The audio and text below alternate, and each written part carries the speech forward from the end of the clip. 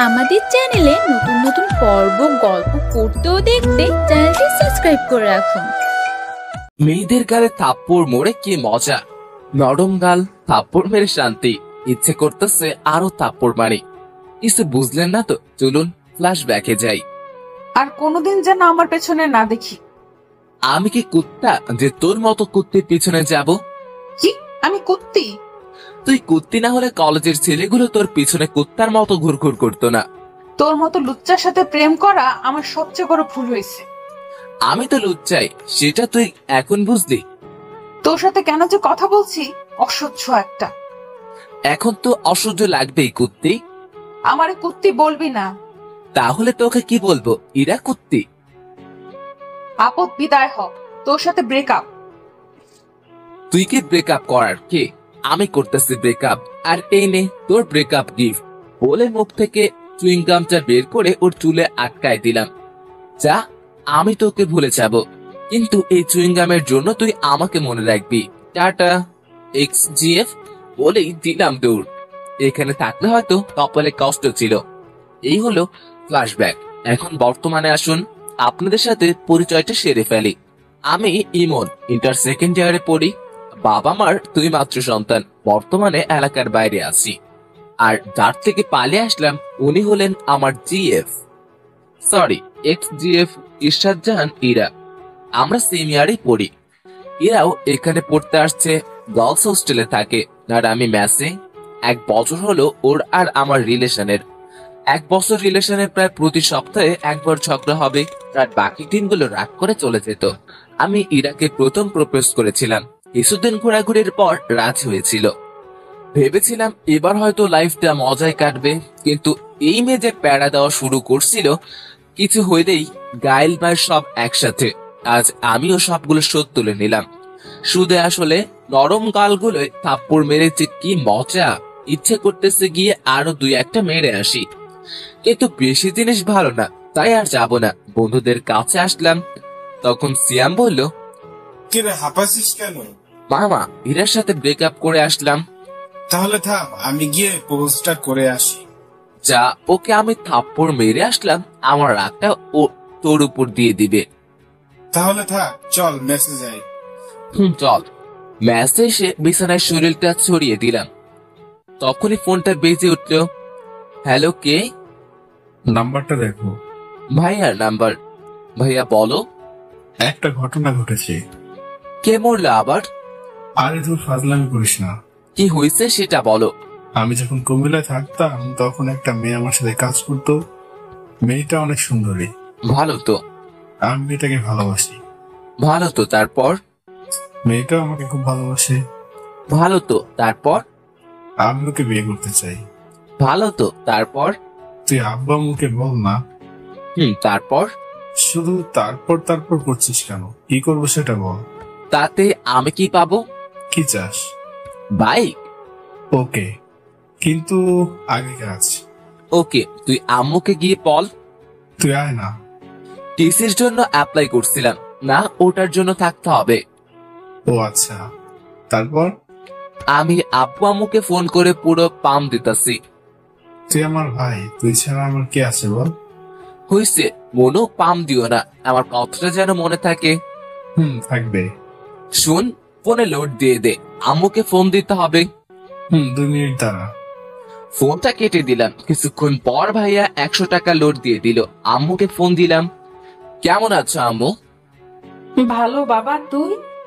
ভালো। কিছু কথা ছিল। ফোনে টাকা নেই, কলটা ব্যাক করো তো। ফোনটা কেটে দিলাম। একটু পর আম্মু ফোন দিল। হ্যাঁ, কি বলবি বল। আসলে আম্মু, ভাইয়া না একটা মেয়েকে খুব ভালোবাসে, ওকে বিয়ে করতে চায়, কিন্তু ভয়তে বলতে পারছে না। আম্মু, মেয়েটা না অনেক ভালো, দেখতে অনেক সুন্দরী, পরীর মতো দেখতে। তুমি না করো না আম্মু, আর আব্বুকে রাজি করাও, প্লিজ প্লিজ প্লিজ। আচ্ছা, আমি ফাহাদের সাথে কথা বলতেছি, আর তোর আব্বুকেও বলতেছি। ওকে আমার সুইট মা, তুমি দুনিয়ার বেস্ট মা। হইছে, আসবে কোন দিন? টিসি দিলেই আমি চলে যাব। আচ্ছা, ভালোভাবে থাকিস। ফোনটা রেখে দিয়ে ঘুমিয়ে পড়লাম। বিকেলে ঘুম থেকে উঠলাম। বিকেলে সিয়ামকে নিয়ে বাইরে ঘুরতে বের হলাম। ঘোরাঘুরি করে ম্যাচে আসলাম। রাতে ভাইয়ার ফোন। হ্যালো, কি করিস? পাম দিস না, আম্মু ফোন দিছিল। দিছিল। কি বললো? বিয়ের বাসার নম্বর নিল আর বিয়ের ডেট ঠিক করলো। তোর তো ঈদ লেগে গেল তাহলে। ধুর বেটা, বিয়ে কোন দিন? আগামী শনিবার তুই আসবি না? না, পরের রবিবার আমার টেস্ট দিবে, ওটা নিয়ে যাব। আমার বিয়ে আর তুই আসবি না? মন খারাপ করিস না ভাইয়া, আমি যাব এখন। তাহলে আমি ডেট পিছিয়ে দিই। না, পিছানোর দরকার নাই, আমি বিয়ের কয়েকদিন পরেই যাব। ফোনটা কেটে দিলাম। ভাইয়া আমি অনেক ফ্রি বন্ধুর মতো রাতে খেয়ে দিলাম ঘুম। পরে আর কলেজে গেলাম না। এরই মধ্যে ভাইয়ার বিয়ে হয়ে গেল। ভাবির সাথে এই কয়েকদিনে অনেক কথা হয়েছে, ভাইয়ার সাথেও অনেক কথা হয়েছে। এরার কথা অনেক মনে পড়েছে, ওর পাগলামি গুলো মিস করতাম, কিন্তু কিছু করার নেই। ব্রেকআপ তো ও করেছে। আজ টিসি দেওয়ার কথা। কলেজে গেলাম, কলেজে গিয়ে দেখি ইরার বান্ধবী টিশার সাথে দেখা। কেমন আছো? ভালো, তুমি? ভালো। হেতে কোথায়? বাসায় গেছে, ওর বোনের বিয়ে। ভালো থাকো। একেবারে চলে যাচ্ছি। ও আচ্ছা, ভালোভাবে যেও। টিসি নিয়ে সিয়ামের সাথে ম্যাচে আসলাম। আমি আর সিয়াম দুজনেই টিসি নিচ্ছি, কারণ আমরা ছোট থেকে একে অপরের সাথে থাকি। আমার এই জায়গায় চয়েসে আসে দেখি সিয়ামও আমার সাথে ভর্তি হয়। এখন দুইজনে ট্রান্সফার নিলাম, নিজ শহরে যাব, বাঘের মতো চলাফেরা করব। পরের দিন ব্যাগ নিয়ে বেরিয়ে পড়লাম। বাসে উঠলাম, কিছুক্ষণ পর বাস ছেড়ে দিল। 6 ঘন্টা যাত্রা করে বিকেলের দিকে বাসায় আসলাম। বাসায় এসে কলিং বেল টিপ দিলাম। কিছুক্ষণ পর একজন মেয়ে এসে দরজা খুলে দিল। এটা নিশ্চয়ই আমার ভাবিজান। ভাই তো কেমন আছো? জড়িয়ে ধরে। ভালো, ভিতরে আসো। আগে বলো ভাইয়া কই? রুমে আছে। ভাইয়ার রুমে গেলাম। ভাইয়া ঘুমাচ্ছে। ভাইয়া, আয় ভাইয়া। আর তুই কখন এলি? এখনই। বাইক কই আমার? পরে কথা হবে, এখন ঘুমাতে দে। ও, কাজের সময় কাজে, কাজ করলে পাজি। ভাবি তুমি কিছু বলো না। কি হয়েছে? আমি কিছুই তো বুঝলাম না। ভাবিকে সব কথা বললাম। তাহলে তুমি দেখো ভাইয়া কি আমার সাথে অন্যায় করতেছে না। ঠিকই তো, কাল তোমার বাইক কিনে দিবে, তুমি যাও গিয়ে ফ্রেশ হয়ে নাও। ঠিক আছে ভাবি, তুমি না অনেক কিউট আর ভালো, একদম আমার মায়ের মতো। হয়েছে, আর পাম দিতে হবে না, যাও ফ্রেশ হয়ে নাও। আম্মুর সাথে কথা বলে আসি। আম্মুর কাছে গেলাম। আম্মু রান্নাঘরে রান্না করতেছে। পিছন থেকে জড়িয়ে ধরলাম। কেমন আছো মা? আরে তুই কখন আসলি? একবারও ফোন করলি না যে। এত প্রশ্ন, আমি যেটা প্রশ্ন করছি উত্তর দাও। তুই এসে গেছিস, এখন ভালো থাকবো। যা রুমে গিয়ে ফ্রেশ হয়ে নে। রুমে গেলাম, ফ্রেশ হয়ে একটা ঘুম দিলাম। একেবারে রাতে উঠলাম, উঠে ফোন টিপতে লাগলাম। একটু পর আম্মু খেতে ডাকলো। গিয়ে দেখি সবাই বসে আছে, সবার সাথে অনেক গল্প করলাম। খেয়ে সে কানে ইয়ারফোন লাগিয়ে গান শুনতে লাগলাম। রাতে ঘুমানোর আগে আমার গান না শুনলে আমার ঘুম আসে না। গান শুনতে শুনতে কখন যে ঘুমিয়ে পড়ছি। সকালে ভাবির ডাকে ঘুম ভাঙলো। ইমন, ওঠো। ভাবি, আর একটু ঘুমাই না। ঘুমাও তাহলে, আর বাইক কিনতে যেতে হবে না। বাইক? আচ্ছা, আমি 5 মিনিটের মধ্যে আসতেছি। ফোনে বেশি চার্জ ছিল না, তাই হয়তো আমি ঘুমের পরেই বন্ধ হয়ে গেছে। ফোন চার্জে দিয়ে ফ্রেশ হয়ে নিচে গেলাম। নাস্তা করে আমি, ভাবি আর ভাইয়া বেরিয়ে পড়লাম। শোরুমে গিয়ে বাইক কিনলাম। এই নাও চাবি, ঘুরে আসো। আমি চাবিটা নিয়ে ভাইয়ার হাতে দিলাম। বাইকটা তোমাদের দেওয়া, তাই প্রথম তোমরাই ঘুরো, বাসায় দেখা হবে। ভাইয়া প্লাস ভাবি প্রথমে মানতে চাইছিল না। আমি জোর করে ওদের পাঠিয়ে দিলাম। তারপর সিয়ামকে ফোন দিয়ে আসতে বললাম। কিছুক্ষণ পর সিয়াম আসলো। দুজন ঘুরতে লাগলাম। ঘোরাঘুরি করতে করতে মাঠের দিকে গেলাম। তখনই পিছন থেকে কে যেন ডাক দিল। পিছনে তাকিয়ে দেখি মিতু, স্কুল লাইফের ফ্রেন্ড। কি রে, কেমন আছিস? ভালো, তুই? ভালো। কোন দিন আসলি তোরা? কালকে আসছি, চল বসে গল্প করি। 3 জন মিলে মাঠে বসে গল্প করলাম। দুপুরে বাসায় এসে খাওয়া দাওয়া করে দিলাম ঘুম। বিকেলে উঠে বাইরে বেরিয়ে পড়লাম। সন্ধ্যায় বাসায় আসলাম। ভাবি আর ভাইয়ের সাথে বসে অনেকক্ষণ ধরে গল্প করে খাওয়া দাওয়া করলাম। এভাবেই 1 সপ্তাহ কেটে গেল। ভাবির সাথে খুব ভালো সম্পর্ক গড়ে উঠল। ভাবি আমাকে নিজের ভাইয়ের চোখেই দেখে। আমার কোনো বোন আর ভাবির কোনো ভাই না থাকায় ভাবি আমাকে ভাই বলেই ডাকে, কিন্তু আমি ভাবি বলেই ডাকি। এর মধ্যে কলেজে ভর্তি হয়ে গেলাম। ইমন উঠ, কলেজে যাবি না? হুম কখন কলেজ ছুটি দিবে? হুম কি উঠ না, হলে গায়ে জল ঢেলে দিব। উঠতেছি তো। উঠে ফ্রেশ হয়ে এসে নাস্তা করে বাইকটা নিয়ে কলেজে আসলাম। ক্লাস শেষ করে বাইরে আসলাম, তখনই ভাবির ফোন। কলেজ থেকে ক্লাস করে বের হতেই ভাবির ফোন। হ্যালো ভাবি। ভাই, আমার একটা কাজ করে দিতে পারবি? বলো। আমার বোন আজ আসবে, তুই যদি ওকে একটু স্টেশন থেকে নিয়ে আসতিস। আচ্ছা, কিন্তু আমি চিনবো কেমন করে? ও নীল ড্রেস পরে আছে, একটু তাড়াতাড়ি যা ভাই আমার, ও ওয়েট করে আছে। বলেই ভাবি ফোনটা কেটে দিল। বন্ধুদের থেকে বিদায় নিয়ে স্টেশনে আসলাম। এখানে তো অনেক মেয়ে নীল ড্রেস পরা থাকতে পারে, কিন্তু ভাবির বোনকে চিনবো কেমন করে? কিছুক্ষণ ঘোরাঘুরি করার পর একটা নীল ড্রেস পরা মেয়ে দেখতে পেলাম, কিন্তু মাথা নিচু করে বসে আছে। আমি তার কাছে গেলাম।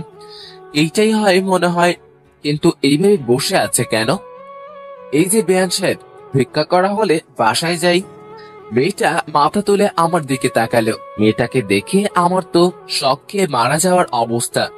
কুত্তা, তুই এখানে? এই কুত্তি, আমি এখানে আমার ভাবির বোনকে নিয়ে আসতে এসেছি, কিন্তু তুই এখানে কেন? আমি আমার বোনের বাসায় এসেছি। তোর বোনের নাম কি? রিয়া। আর দুলা ভাই? ফাহাদ। What the fuck? আরে ফুডা কপাল, শেষমেশ আমার এক্স কিনা আমার ভাইয়ের শালি। পুরোলা ঠাডা ফেলাও আমার ওপরে। কি রে, চুপ কেন? কি বলবো, সবই কপাল। চল এখন। আমি কেন যাব তোর সাথে? তোকে এখনো জুতা মারিনি, তোর কপাল। আমার সাথে যাবে কারণ তোর দুর্ভাগ্য বশত তোর বোন আমার ভাবি, আর আমার ভাইয়ের তুই শালি। আমার কথা শুনে ইরার উপর ঠাডা পড়ার মতো অবস্থা। আমি এই বিয়ে মানি না, আমি এক্ষুনি আপুকে বাসায় নিয়ে যাব। তাই নাকি? যা, আমি আমার ভাইয়ের আবার বিয়ে দিব। আমার কথা শুনে ইরা চুপ করে রইল। কি, বাসায় যাবেন না ফিরে যাবেন? ইরা ব্যাগটা নিয়ে উঠে দাঁড়ালো আর সামনের দিকে হাঁটা শুরু করলো। ও সামনে হাঁটছে আর আমি পিছনে পিছনে। আমি বাইকের কাছে এসে থেমে গেলাম, কিন্তু ও হাঁটতে থাকলো। এই যে ম্যাডাম, বাইক এখানে। ও পিছনে তাকালো, আবার আমার কাছে আসলো। আমি বাইক স্টার্ট দিলাম, কিন্তু ও দাঁড়িয়েই রইলো। কি হলো, ওঠার ইচ্ছে আছে কি? ইরা কোনো কথা না বলে বাইকে উঠে বসলো। বাসার দিকে যেতে লাগলাম, তখন ইরা বলল, শোন আপু যেন না জানে যে তুই আমাকে চিনিস আর আমাদের সম্পর্ক ছিল। সেটা তুই না বললে আমি বলতাম। ভালো। বাইক চালাচ্ছিলাম, হঠাৎ করে সাইডে মিরর ইরার চেহারাটা দেখলাম। বাতাসে চুলগুলো উঠছিল আর ইরা ওগুলো হাত দিয়ে ঠিক করছিল। খুব সুন্দর লাগছিল। চুইংগিমার জন্য একটা নতুন হেয়ার কাটিং দিতে পারলি, একটা থ্যাঙ্কস দিলি না? কুত্তা, ওই দিন যদি তোরে পাইতাম, জানিস আমার চুইংগাম উঠাতে কত কষ্ট হয়েছে। ভালো তো। ইরা আর কোনো কথা বললো না। বাসার সামনে আসতে রাস্তায় মিতুর সাথে দেখা। মিতু দেখার সাথে সাথে ডাক দিল, কই যাস? মার্কেটে যাব একটু। এটা কে? ভাবির বোন। আমাকে একটু মার্কেটে নিয়ে যাবি? তুই দাঁড়া, আমি নামিয়ে দিয়ে আসছি।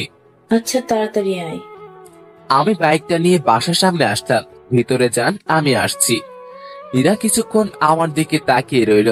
আমি বাইকটা ঘুরিয়ে চলে আসলাম। মিতুকে নিয়ে মার্কেট করলাম। মার্কেট শেষ করে বাসায় আসলাম। বাসায় এসে ফ্রেশ হয়ে শুয়ে পড়লাম। কিছুক্ষণ পর ভাবি খাওয়ার জন্য ডাকলো। নিচে গেলাম খাওয়ার জন্য। গিয়ে দেখি এরা বসে আছে। আমি ওর সামনে বসে পড়লাম। আমি নিজের মতো খেতে লাগলাম আর ভাইয়া আর ভাবির সাথে কথা বলতে লাগলাম। এরা মাঝে মাঝে আমার দিকে তাকাচ্ছিল, মনে হয় কিছু বলতে চাইতেছিল। আমি খাওয়া শেষ করে উপরে আসতে যাব, তখনই ভাবি ডাক দিল, ইমন, এরাকে একটু ঘুরিয়ে নিয়ে আসিস প্লিজ, আমি আজ পারবো না, বাসায় অনেক কাজ আছে। আচ্ছা ভাবি, ওনাকে রেডি থাকতে বলিও। বলে নিজের রুমে চলে আসলাম। বিকেলে বাইকটা বের করে ইরার জন্য অপেক্ষা করতে লাগলাম। আসতে দেরি করছিল দেখে বাইকের হর্ন দিতে লাগলাম। কিছুক্ষণ পর ইরা আসলো। সাদা ড্রেস, কপালে কালো টিপ, খোলা চুল, জাস্ট অসাম লাগছিল ওকে। ইরা আমার সামনে এসে দাঁড়িয়ে গেল। আমি মাথা থেকে হেলমেট নামিয়ে দিলাম। উঠুন। ইরাকে নিয়ে বাইকে ঘুরতে লাগলাম। হঠাৎ করে ফোনটা বেজে উঠলো। বাইকটা থামিয়ে ফোনটা বের করলাম। বের করে দেখি মিতুর ফোন। হ্যালো। কই তুই? পার্কের পাশের রাস্তায়। পার্কে আয়, আমি ওয়েট করছি। আচ্ছা দাঁড়া, ফোনটা রেখে দিয়ে পার্কে গেলাম। গিয়ে দেখি মিতু বসে আছে। আমি বাইকটা রাখলাম আর ইরাকে বললাম, আপনি এখানে বসুন, আমি আসছি। আসলে আমি এখানে এসেছি ইরাকে জ্বালানোর জন্য না, হলে আসতাম না। আমি ভালো করেই জানি ইরা আমাকে এখনো খুব ভালোবাসে, কিন্তু প্রকাশ করে না। আমি মিতুর পাশে গিয়ে বসলাম, ওর সাথে কথা বলতে লাগলাম। এদিকে ইরা একাই বসে আছে আর ভাবতেছে। কুত্তাটা কোনো দিন ভালো হবে না, এই জন্যই ওর সাথে আমার রিলেশনটা ভাঙলো। ইচ্ছে করছে গিয়ে মাথা ফাটিয়ে দেই। কিরকম কাছে গিয়ে বসে আছে, কুত্তা লুচ্চা বজ্জাত। ইরা ইমনকে যে ইচ্ছে করে গালি দিতে লাগলো। ইমন আর মিতু কথা বলতেছিল, হঠাৎ করে মিতু ইমনের কাঁধে ওর মাথাটা রাখলো, যেটা দেখে ইরা রাগ চরম সীমানায় পৌঁছে গেল। ইরা ইমনের বাইকটাতে একটা লাথি দিল, বাইকটা নিচে পড়ে গেল। আমি পিছন থেকে একটা শব্দ পেয়ে পিছনে তাকিয়ে দেখি বাইকটা নিচে পড়ে আছে। আমি লাফ দিয়ে উঠে বাইকটার কাছে আসলাম। ও খোদা, আমার নতুন বাইক! ইরা তখন সাইড থেকে একটা লাথি দিয়ে বাইকের পিছনের ইন্ডিকেটর মারলো, সাথে সাথে ওটা ভেঙে পড়ে গেল। ওই খাড়া খাড়া, আমার নতুন বাইকের ভাঙার সাহস কেমন হয় তোর কুত্তি? কুত্তা তোর বাইকেরও ভাঙবো আর তোকেও। বলেই আমার পায়ে লাঠি দিয়ে মারলো। এত জোরে মেরেছে যে পায়ে লাগার সাথে সাথে ব্যথা শুরু হয়ে গেল। আরে আরে লাগছে তো, একে তো আমার বাইক ভাঙছস, তার উপর আমাকে মারলি। আজ তোকে ছাড়বো না, আমাকে মারা, আজ তোকে ছাড়বো না। বলেই ওর হাতে লাঠিটা নিয়ে ফেলে দিলাম। ওর কোমরে এক হাত দিয়ে ওকে টান দিয়ে নিজের কাছে নিয়ে আসলাম। ইরা সারার জন্য ছটফট করছে। কুত্তা ছাড় আমায়। আমি ওর ঠোঁটে হাত দিয়ে চুপ করতে বললাম। ইরা ঠোঁটের কাছে ঠোঁট নিয়ে গেলাম। ইরা বড় বড় চোখ করে আমার দিকে তাকালো। ওর আরো কাছে যেতে নিজের চোখ বন্ধ করে ফেললো। তখন ইরা মনে মনে বলল, ইমনের এমন কাজে আশায় কেমন জানি ভেতরে একটা অন্যরকম ভালো লাগা কাজ করতে লাগলো, তাই নিজের চোখ বন্ধ করে ফেললাম। আমি ওর ঠোঁটের কাছে ঠোঁট নিয়ে গেলাম। ওর নিঃশ্বাসের শব্দ স্পষ্ট শুনতে পাচ্ছিলাম। ওর কাছে যাওয়া, ও আরো জোরে নিঃশ্বাস নিতে লাগলো। ওর ঠোঁটগুলো যেন আমাকে টানতে লাগলো। ওর ঠোঁটগুলো গোলাপের পাপড়ির মতো লাগছিল। আমি ওর ঠোঁটের সাথে ঠোঁট মিলিয়ে দিলাম। ইরাকে কিস করার সাথে সাথে ও চোখ খুলে ফেললো। তখন ইরা মনে মনে বলল, ইমন কিস করার সাথে সাথে কেমন যেন একটা ভালো লাগা অনুভূতি কাজ করতে লাগলো। প্রথমে কিছুটা ভয় পেয়েও গেছিলাম। 3 মিনিট পরে ইরাকে ছেড়ে দিলাম। দুজনে হাঁপাতে লাগলাম। আজ প্রথম ইরাকে কিস করলাম। কুত্তা, তুই আমাকে কিস করলি কেন? তুই আমার বাইক ভাঙতে চাইছিলি কেন? আমার ইচ্ছে হয়েছে, আমি ভাঙছি। আমারও ইচ্ছে হয়েছে, আমি কিস করছি। কেন, আমার ঠোঁট কি তোর বাপের সম্পত্তি? না, আমার ভাবির সম্পত্তি। তাই দেখি তুই আমাকে কিস করবি? সেটা আমার বাইক ভাঙচুর করার আগে ভাবা দরকার ছিল। ইরা আর কোনো কথাই বলল না। মিতুর কথা মনে পড়তেই আমি মিতুর কাছে আসলাম। মিতু ফোন টিপতেছে। তাহলে পিছনে কি হয়েছে ও হয়তো দেখেনি। তখন মিতুকে জিজ্ঞেস করলাম, কিরে, কি করিস? তুই কই গেলি তখন? একটা কাজ ছিল, বাসায় যাব, চল। চল। মিতুকে বিদায় দিয়ে ইরার কাছে আসলাম।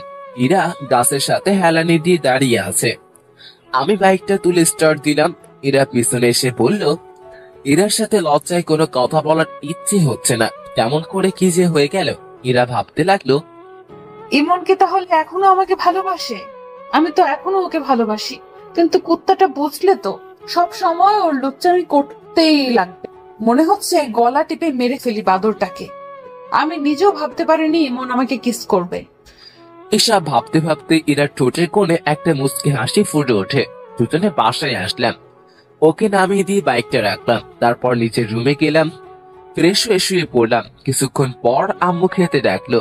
গিয়ে দেখি ইরা বসে আছে। আম্মু, ভাইয়া আর আব্বু কই? ওরা আসেনি, তোরা খেয়ে নে। ইরা আমার সামনে বসে আছে। দুজনে মাথা নিচু করে খেতে লাগলাম। ভাবি আসলো। কি রে ইরা, কেমন ঘুরলি? ভালো আপু, জায়গাটা অনেক সুন্দর। আচ্ছা, খেয়ে নে। আমি খেয়ে নিজের রুমে চলে আসলাম। রাতে ঘুম ধরছিল না, তাই ছাদে গেলাম। একটু পর মিতুর ফোন আসলো। কিরে, কি করছিস? এই তো ছাদে দাঁড়িয়ে আছি। শুয়ে আছি। মিতুর সাথে কথা বলতে লাগলাম। তখন ইরা ছাদে এসে দেখে ইমন কার সাথে যেন খেসে এসে কথা বলতেছে।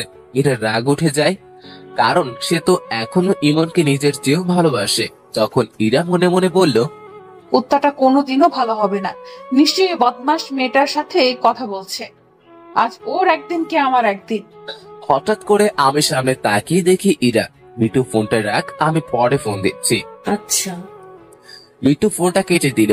ইরা আমার কাছে আসলো। কার সাথে কথা বলছিলি? মিতুর সাথে। এরপর থেকে যেন ওই ডাইনির সাথে কথা বলা আর দেখা করা না দেখি, বলে দিলাম। কেন? কথা বললে কি করবা? কি করব দেখাচ্ছি, দাঁড়া। ইরা আমার কাছ থেকে ফোনটা নিয়ে নিল আর বলল, ফোন পাবি না, যখন দরকার হবে আমার কাছে বলবি, আমি দিব। না, ফোন ছাড়া আমার ঘুম আসে না, ফোন লাগবেই আমার। বলছি না পাবি না। ইরার কাছ থেকে ফোন কেড়ে ফোনটা নিতে গেলাম, তখনই ওর চোর পকেটে ফোনটা ঢুকিয়ে দিল। এই চোর পকেটটা কি জানতে চাহিয়া লজ্জা দিবেন না? এইবার নিয়ে দেখা। মনটা খুব হতাশ হয়ে গেল। আমি নিচে যেতে লাগলাম, তখন ইরা আমার হাতটা টেনে ধরলো আর ঠোঁটের সাথে ঠোঁট লাগিয়ে দিল। আর ভাবতে লাগলো, হঠাৎ আমার কি যে হলো, এমনকে কাছে টেনে নিয়ে ওর ঠোঁটের সাথে ঠোঁট লাগিয়ে দিলাম। ওকে কিস করার সময় ওর শরীরে এক অদ্ভুত ঘ্রাণ আমাকে ওর আরো কাছে টানতে লাগলো। 5 মিনিট পর ওকে ছেড়ে দিলাম। ইরা এইভাবে কিস করবে ভাবতেও পারেনি। তখন ইরা বলল, আই লাভ ইউ। বলেই ইরা দৌড়ে নিচে চলে গেল। আমি নিজের রুমে চলে আসলাম।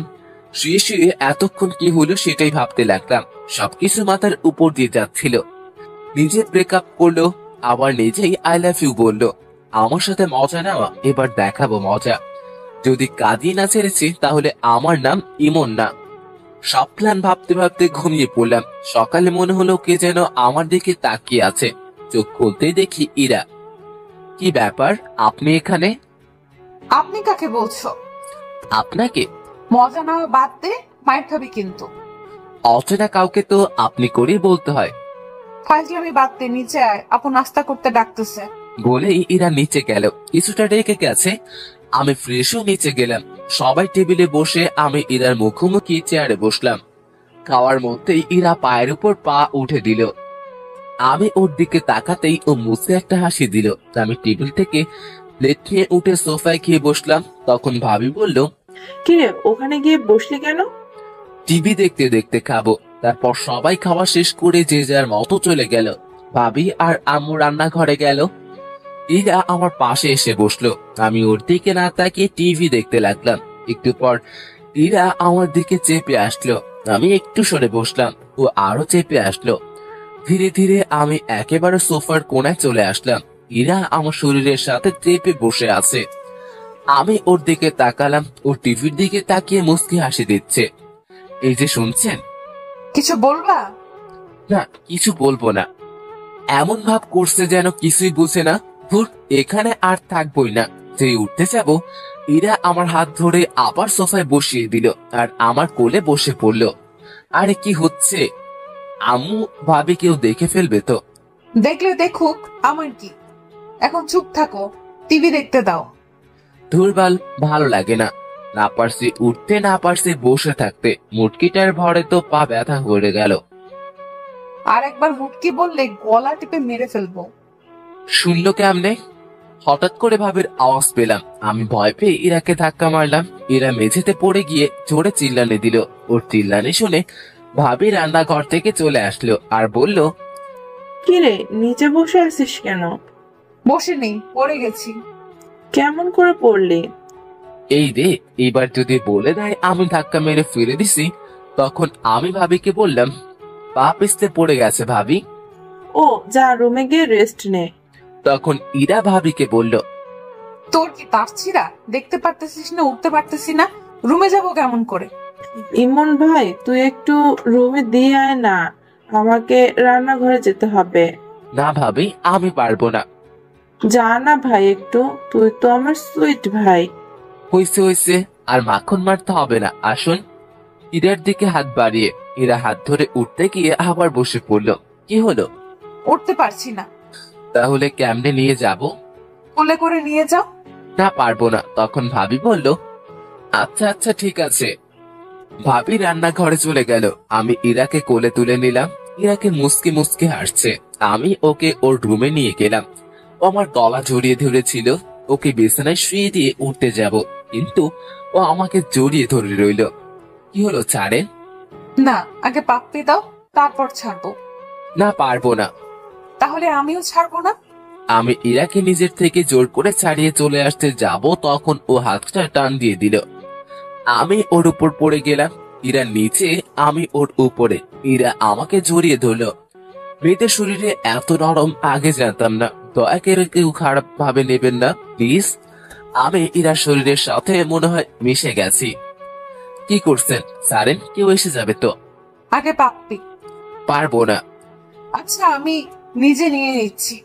যে ইরা আমার ঠোঁটের কাছে ঠোঁট নিয়ে আসতে লাগলো। ভাবি তুমি এখানে? কথাটা শুনে ইরা আমাকে ছেড়ে দরজার দিকে তাকালো। এই সুযোগে আমি পালিয়ে এলাম। কুত্তা, আমাকে টুপি পরানো, পরে দেখে নিব। আমি ওখান থেকে চলে আসলাম। নিজের রুমে এসে ফোন টিপতে লাগলাম। বিকেলে মিতুর ফোন আসলো। কই আছিস? বাসায়। দেখা করতে পারবি? কোথায়? বড় মাঠে আয়। আচ্ছা একটু দাঁড়া, আমি যাচ্ছি। বাসা থেকে বাইক টেনে বেরিয়ে পড়লাম। ইরার সাথে দেখা হয়নি, চুপচাপ চলে আসলাম। দেখতে পেলে কি যে করতো। মিতুর কাছে আসলাম। মিতুর সাথে অনেকক্ষণ গল্প করলাম। সন্ধ্যার দিকে হঠাৎ ফোনটা বেজে উঠলো। বের করে দেখি ভাবির ফোন। হ্যালো। কই তুই? আমি তো মার্কেটে আসলাম একটু।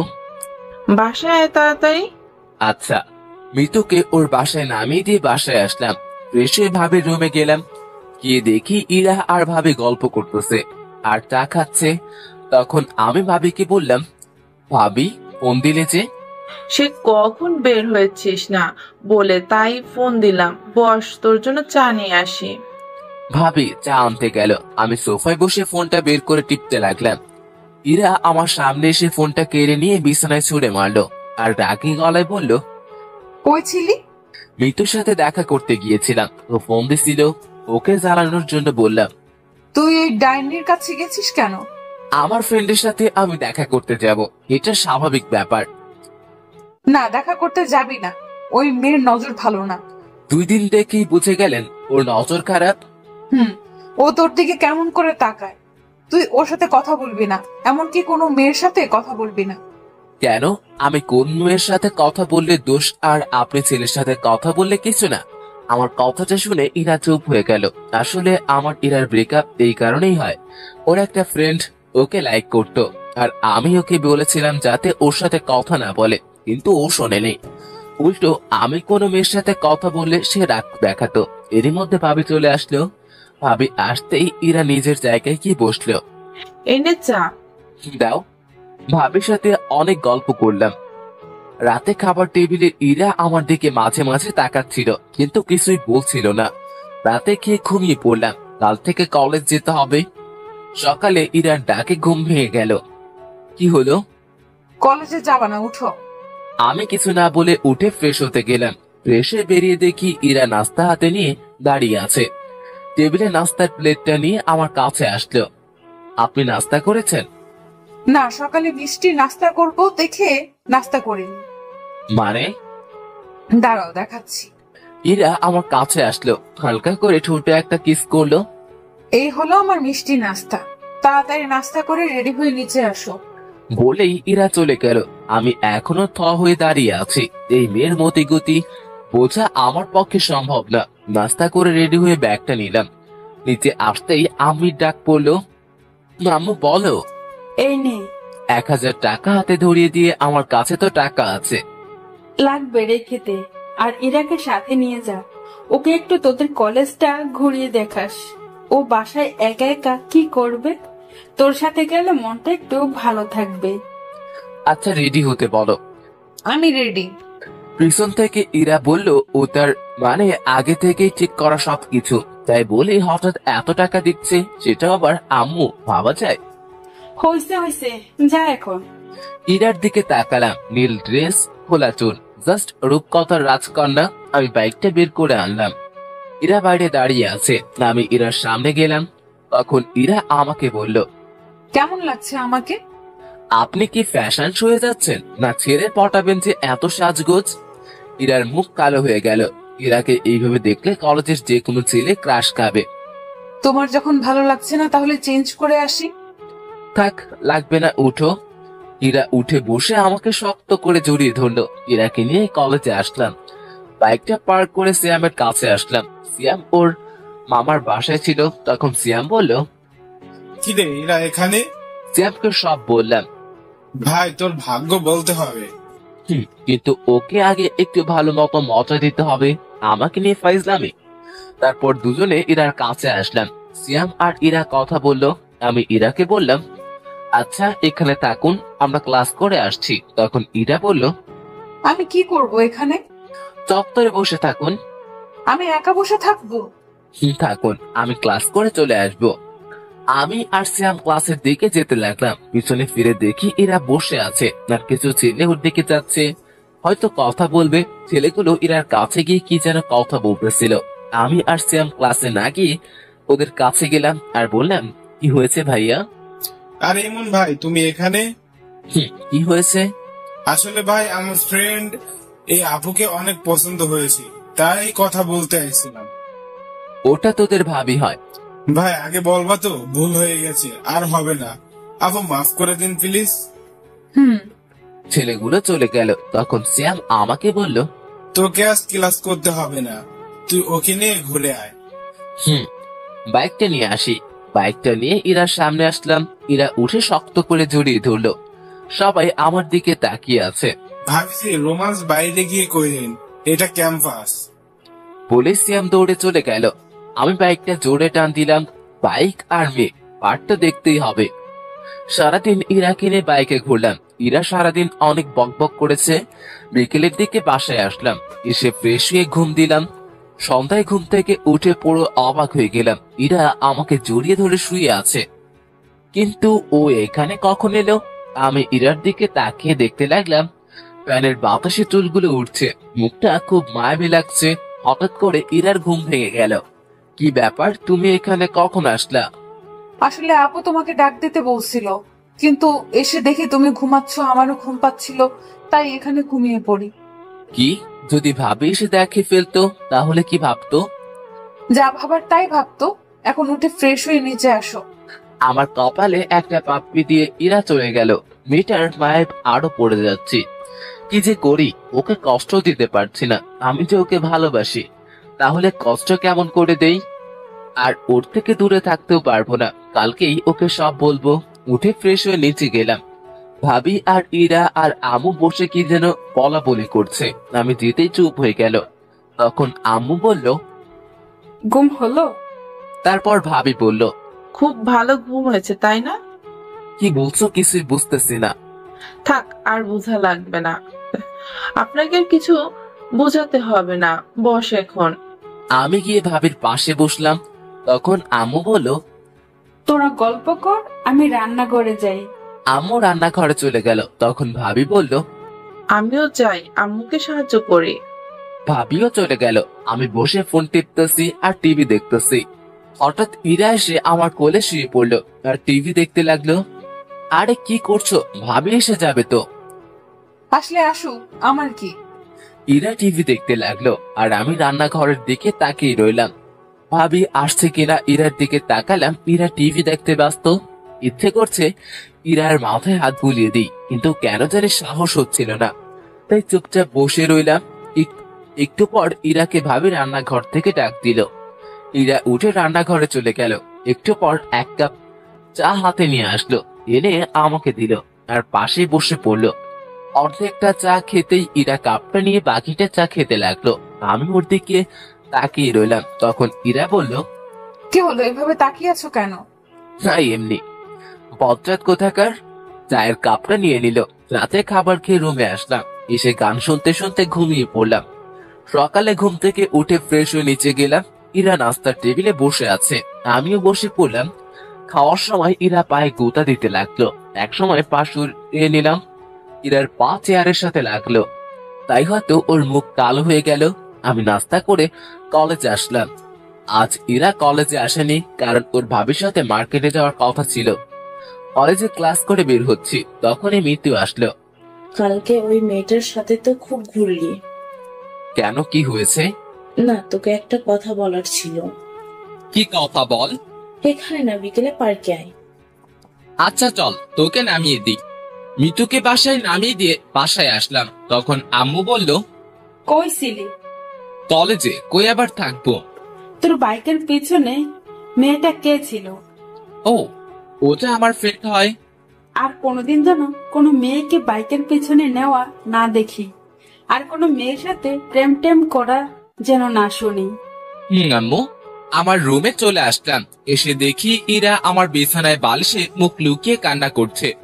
কি ব্যাপার, তুমি এখানে আর কান্না করতেছো কেন? ইরা কান্না করেই যাচ্ছে। আমি ওর কাছে গিয়ে ডাক দিলাম, তো উঠে সোজা আমার শার্টের কলার ধরলো। তোকে না বলেছিলাম ওই মেয়ের সাথে কথা বলবি না, কিন্তু তুই তো ওই ডাইনির সাথে বাইকে ঘোরাঘুরি করতেছিস। বলেই ইরা কান্না করতে লাগলো। আরে আমি তো ওকে বাসায় নামিয়ে দিতে গিয়েছিলাম। তোকে বাসায় নামিয়ে দিতে হবে কেন? ওর কি হাত পা নেই? ও চলতে পারে না? রিক্সায় যাবে, অটোতে যাবে, তোর বাইকে কেন? আর নিব না, হইছে, এবার কলার সারও লাগছে। ইরা আমাকে টানতে বিছানায় নিয়ে আসলো আর বুকের উপরে মাথা রেখে শুয়ে পড়লো। চুপচাপ থাকবি, আমাকে শুয়ে থাকতে দে। ঠিক আছে, সারাদিন না খেয়েছিলাম, এখনো না খেয়ে শুয়ে থাকি। ইরা আমার মুখ তুলে তাকালো, তারপর আমার কাছে এসে ঠোঁটের সাথে ঠোঁট লাগিয়ে দিয়ে চুষতে লাগলো। পুরো 5 মিনিট পর ছেড়ে দিল। দুজনেই হাঁপাতে লাগলাম। এইবার হয়েছে, এখন চুপচাপ শুয়ে থাকবি। ইরা আমার বুকে শুয়ে পড়লো। এক সময় ইরা ঘুমিয়ে পড়লো। আমি ওকে রেখে ফ্রেশ হয়ে নিচে এসে খাওয়া দাওয়া করলাম। তখন আমি ভাবিকে বললাম, ভাবি, আমি তোমার ঘরে গিয়ে ঘুমালাম। কেন, তোর ঘরে কি হয়েছে? তোমার বোন শুয়ে আছে। তাতে কি হয়েছে? তুই ও ওই ঘরে গিয়ে ঘুমা। কি বলছো জাতা? আচ্ছা আচ্ছা, তুই আমার ঘরে গিয়ে শুয়ে পড়। আমি ভাবির ঘরে গিয়ে শুয়ে পড়লাম। বিকেলে ঘুম থেকে উঠে দেখি ইরা আমার বুকের উপর মাথা রেখে শুয়ে আছে। কি মেরে বাবা! আমি ইরাকে ডাক দিলাম। একটু পর ইরার ঘুম ভাঙলো। চোখ মুখে ঘুমের ছাপ কম, রাগেরটাই বেশি। এভাবে তাকিয়ে আছো কেন? তোকে কি বলেছিলাম? আমার তো খিদে লাগছিল, তাই উঠে আসছিলাম। তারপরে কেন আমার পাশে গিয়ে শুয়ে পড়লি? ভাবি বলল যে তুমি আমার রুমে শুয়ে আছো, তাই আমি যেন তার রুমে শুয়ে পড়ি। তাই আমি এখানে এসে শুয়ে পড়ছিলাম। দোষ করছে আবার বড় বড় কথা। এখন চলো, আমাকে ঘুরতে নিয়ে যাবে। কিন্তু আম্মু যে বাইকে মেয়ে উঠাতে মানা করেছে। সেটা অন্য মেয়ে উঠাতে মানা করছে, আমাকে না। কেন? তোমার আম্মুকে গিয়ে বলো, আমি কি জানি। আমি রেডি হতে গেলাম। ইরা রেডি হতে গেল। আমি আম্মুর কাছে গেলাম। আম্মু, আমি কি ইরাকে বাইকে নিব? শুধু ইরাকে নিবি, আর ওকে যদি না নিস তাহলে তোর বাইক চালানো বন্ধ। দূর, কিছুই বুঝি না, কি বলো? তোমরা বাইকটা বের করে দাঁড়িয়ে রইলাম। একটু পর ইরা এসে উঠে আমাকে শক্ত করে জড়িয়ে ধরলো। দুজনে পার্কের দিকে গেলাম। ইমন, গাড়ি দাঁড় করাও, আমি আইসক্রিম খাবো। আমি গাড়ি দাঁড় করিয়ে ওকে আইসক্রিম কিনে দিলাম। তুমি এখানে একটু দাঁড়াও, আমি ভিতর থেকে আসছি। আচ্ছা, তাড়াতাড়ি আসো। আমি পার্কের ভিতরে এসে দেখি মিতু বসে আছে। আমি ওর পাশে গিয়ে বসলাম। কিরে, কখন এলি? একটু আগে। বস। না, বসবো না। কি বলবি বল, আমাকে একটু তাড়াতাড়ি যেতে হবে। I love you. আমি সত্যি সত্যি তোকে অনেক ভালোবাসি রে, আমাকে ফিরিয়ে দিস না প্লিজ। মিতুর কথা শুনে আমি তো পুরাই থ হয়ে গেলাম। তখনই কে যেন আমাকে টান দিয়ে মিতুর থেকে আলাদা করে দিল। পিছনে তাকিয়ে দেখি ইরা ঠাস ঠাস ঠাস করে 2-3টা পড়ে গেল গালে। মাথাটা ঝিমঝিম করছে। কুত্তা, তোর এই কাজ অন্য মেয়ের সাথে লটর পটর করা। তখন ইরাকে মিতু বলল, এই, তুমি আমাকে মারলে কেন? আমি এখানে তোমার সাথে কথা বলছি না, তো চুপ থাকলে ভালো হয়। মানে কি বলতে চাচ্ছ তুমি? তুমি কোন সাহসে আমাকে মারলে? ইরা মিতুকে চড় মেরে বসলো। আমি তো দেখেই অবাক। বলছিলাম না চুপ থাকতে। ইরাকে সাইডে নিয়ে আসলাম। তুমি ওকে মারলে কেন? তুই ওকে জড়িয়ে ধরেছিলি কেন? ভেবেছিলাম আমার ভালোবাসা দিয়ে তোমাকে আবার কাছে টেনে নেব, কিন্তু আমি ভুল ছিলাম। তুমি হয়তো আমাকে আর ভালোবাসো না। আসলে আমি পাগল। কেন যে ভেবেছিলাম তুমি হয়তো আমাকে আগের মতো ভালোবাসো, তাই তো তোমার কাছে নিজের ভালোবাসাটা জাহির করতে গেছি। হয়তো আমার কপালে তোমার ভালোবাসা নেই। আসলে আমার মতো মেয়েকে হয়তো ভালোবাসার যোগ্য নয়। পারলে ক্ষমা করে দিও। ইরা কাঁদতে কাঁদতে মিতুর কাছে আসলো আর বলল, আপু, পারলে আমাকে ক্ষমা করে দিয়েন।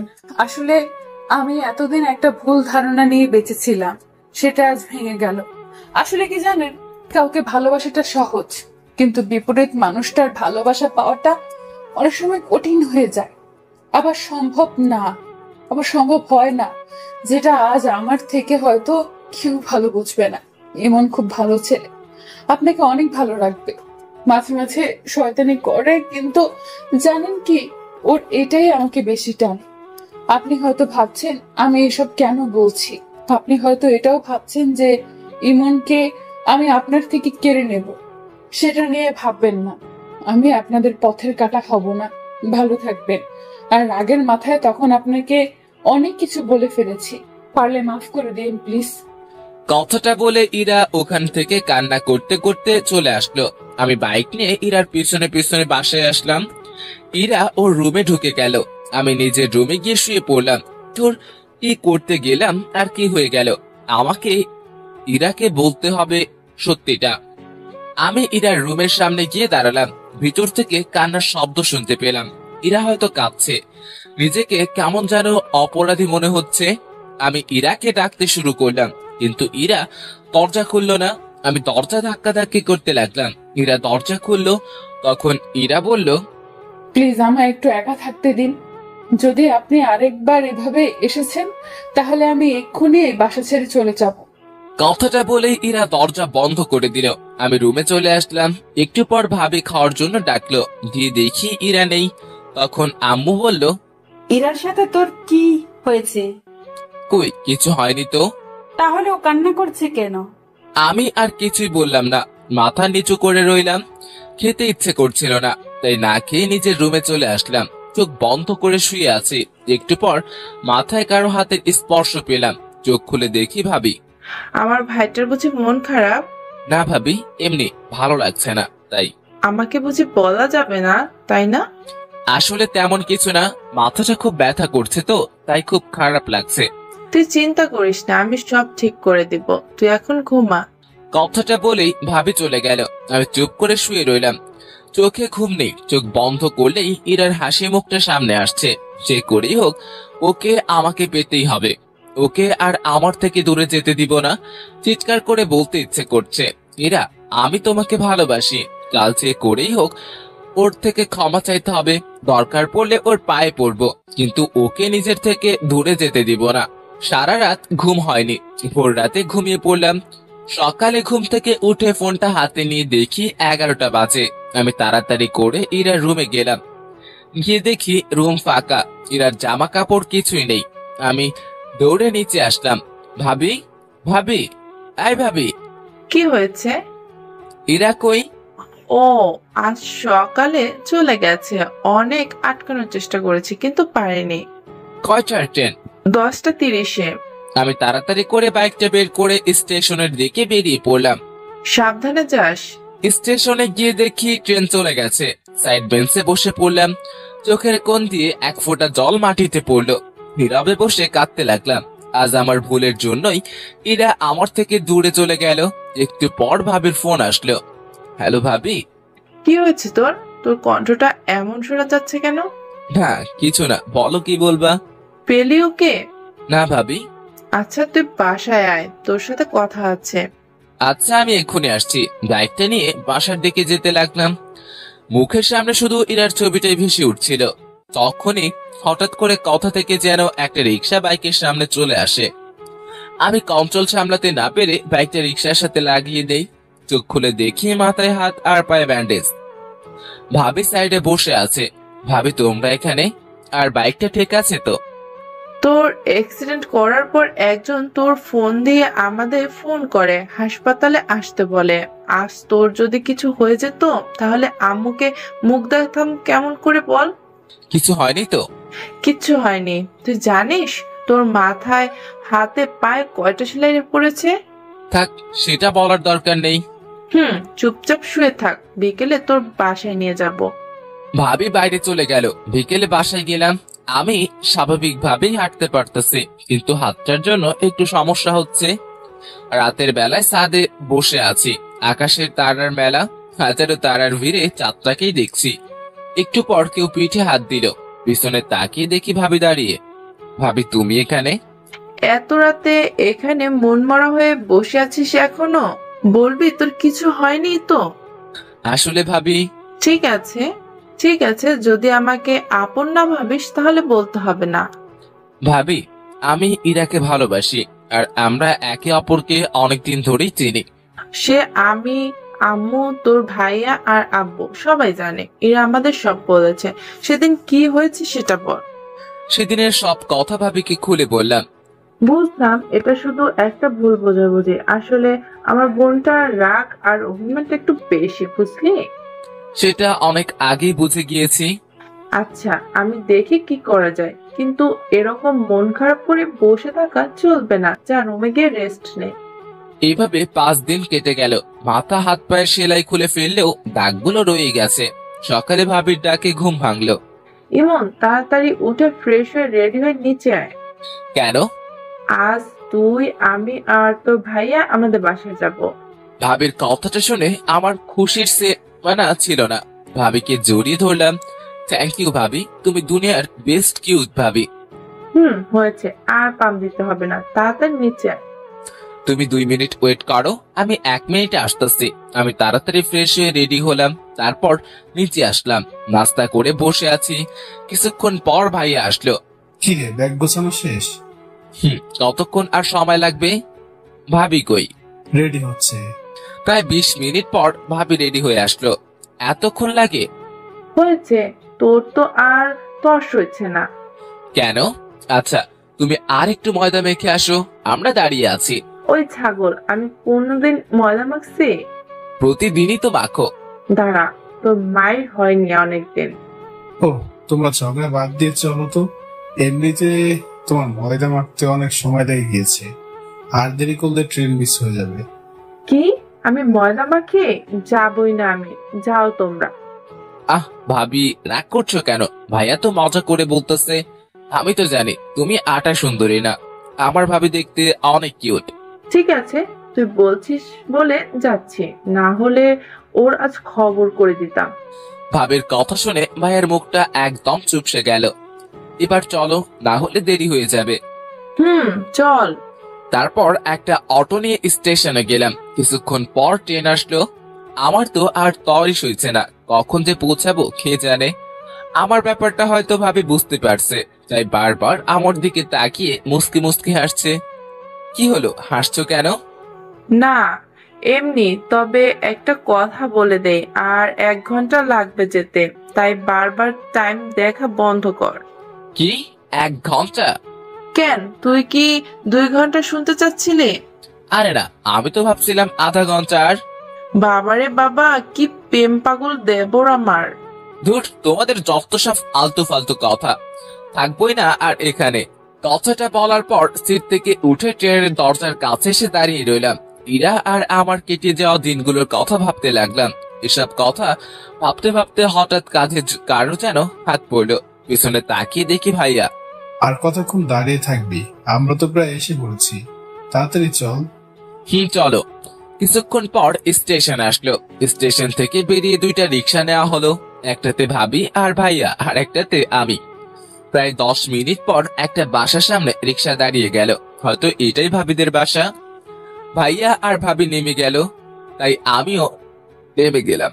ভাইয়া রিক্সার ভাড়া দিয়ে চলো। ভাবিদের বাসাটা বেশ সুন্দর। ভাবিদের বাসার দরজার কলিং বেল চাপতেই একটা মহিলা দরজা খুলে দিল, আর ভাবি তাকে জড়িয়ে ধরল। হয়তো এটা ভাবির মা, আর আমার হবু শাশুড়ি। ভাইয়া ওনাকে সালাম দিলেন, সাথে আমিও। তারপর সবাই ভিতরে গেলাম।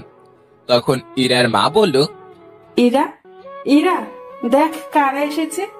একটু পর ইরা নেমে আসলো। চোখের নিচে কালো দাগ, মুখ চোখ শুকিয়ে গেছে, হয়তো সারা রাত ঘুমায় না। তখন ইরা বলল, কেমন আছেন দুলা ভাই? ভালো, তুমি? ভালো আছি। তুই কেমন আছিস আপু? আমি তো ভালোই আছি, কিন্তু তুই হয়তো ভালো নেই। চেহারার একই অবস্থা করেছিস তুই, বলতো? ঠিকই বলেছিস, তোদের ওখান থেকে আসার পর সারাদিন মনমরা হয়ে বসে থাকে, কারোর সাথে কথা বলে না। খেতে ডাকলে বলে খেতে ইচ্ছে করছে না। আমি কি করব বল? ওকে নিয়ে খুব দুশ্চিন্তায় আছি। আচ্ছা ঠিক আছে, তুই টেনশন নিও না, এখন আমি এসে গেছি না, সব ঠিক করে দিব। ইরা ইমনকে দোতলার রুমটা দেখিয়ে দে। এতক্ষণ পর ইরার চোখ আমার উপরে পড়লো। কিছুক্ষণ আমার দিকে তাকিয়ে রইল, তারপর আবার মাথা নিচু করলো, তারপর সামনের দিকে হাঁটতে লাগলো। আমি ওর পিছন পিছন হাঁটতে লাগলাম। কিছুক্ষণ পর একটা রুমের সামনে গিয়ে দাঁড়ালো আর বলল, এটা আপনার রুম? ইরার মুখে আপনি কথাটা শুনে অনেক খারাপ লাগলো। আচ্ছা ইরা পাশের রুমে ঢুকে গেল, হয়তো ওটা ওর রুম। ফ্রেশ হয়ে শুয়ে রেস্ট নিতে লাগলাম। কিছুক্ষণ পর ভাবি এসে খাওয়ার জন্য ডাকলো। গিয়ে দেখি রাজকীয় খাওয়া দাওয়ার ব্যবস্থা করা হয়েছে। আমরা আসার সময় কিছু লোক থাকলেও এখন বাসায় অনেক লোক। আমি গিয়ে ভাইয়ার পাশে বসলাম। দুজনকে মরার মতো খাওয়ানো হলো। ভাইয়া ওদের জামাই, ভাইয়াকে খাওয়াক, কিন্তু আমাকে এত খাওয়ানোর কি দরকার ছিল? কোনো মতে রুমে এসে শুয়ে পড়লাম। কি ব্যথা, পেটটা মনে হয় ফেটেই যাবে। সবাই জোর করে ভালোই খাইয়েছে। ভাইয়ার যে কি অবস্থা হচ্ছে কে জানে। ব্যথা। হঠাৎ কে যেন রুমে ঢুকলো। তাকিয়ে দেখি একটা মেয়ে। ভাইয়া, আসতে পারি? আসো। এই নিন।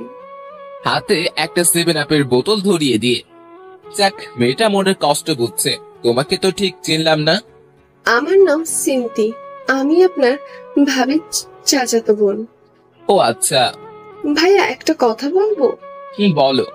আপনার কপালে আর হাতে কিসের দাগ? আমি কিছুদিন আগে অ্যাক্সিডেন্ট করেছিলাম।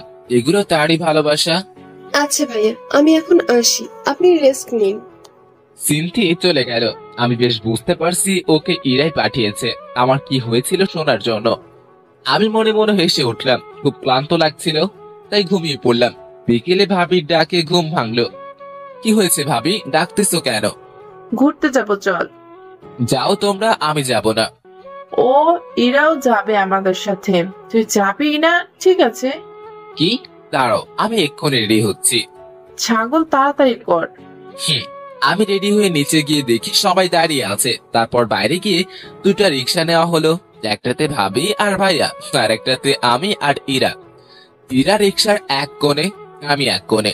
ইরা অন্যদিকে তাকিয়ে আছে আর আমি ইরার দিকে। হঠাৎ একটা গর্তে চাকা পড়ায় ইরা আমার কাছে চলে আসলো। আমি ইরার হাতের উপর যে হাত দিতে যাব অমনি ও হাত সরিয়ে নিল। তারপর সবাই পার্কে গেলাম। ভাইয়া আর ভাবি এক জায়গায় বসে বাদাম খাচ্ছে আর গল্প করতেছে, আর এইদিকে আমি শুধু বাদাম খাচ্ছি আর ইরা আনমনা হয়ে বসে আছে। একটু পর একটা ছেলে এসে ইরার পাশে দাঁড়ালো আর ইরাকে বলল, কিরে, কেমন আছিস? ভালো, তুই? ভালো। এটা কি? এটা দুলা ভাইয়ের ভাই। ও আচ্ছা, হঠাৎ এখানে? এমনি ঘুরতে আসলাম বস। ছেলেটি ইরা আর আমার মধ্যে বসে এরার সাথে গল্প করতে লাগলো। আমি চুপচাপ ওদের কথা শুনতে লাগলাম। ইরা এতক্ষণ চুপ করেছিল, কিন্তু এখন ছেলেটার সাথে হেসে কথা বলছে। এটা দেখে মাথায় রক্ত উঠে গেল। মনে হচ্ছে ছেলেটাকে উড়াধুরা মাইর দেই, কিন্তু কি করব, ইচ্ছে থাকলে উপায় নেই। ভাইয়া ভাবি দেখলে খারাপ ভাববে। তখনই দেখলাম একটা মেয়ে দূরে বসে একলা ফোন টিপতেছে। দাঁড়াও, আমাকে রাগানো, এবার দেখাচ্ছি। আমি ওদের ওখান থেকে উঠে মেয়েটার কাছে আসলাম আর মেয়েটাকে বললাম, কারোর জন্য অপেক্ষা করছেন? কেন বলুন তো? না, একা বসে আছেন তাই বললাম। একা বসে থাকলে কি কারোর জন্য অপেক্ষা করা হয়?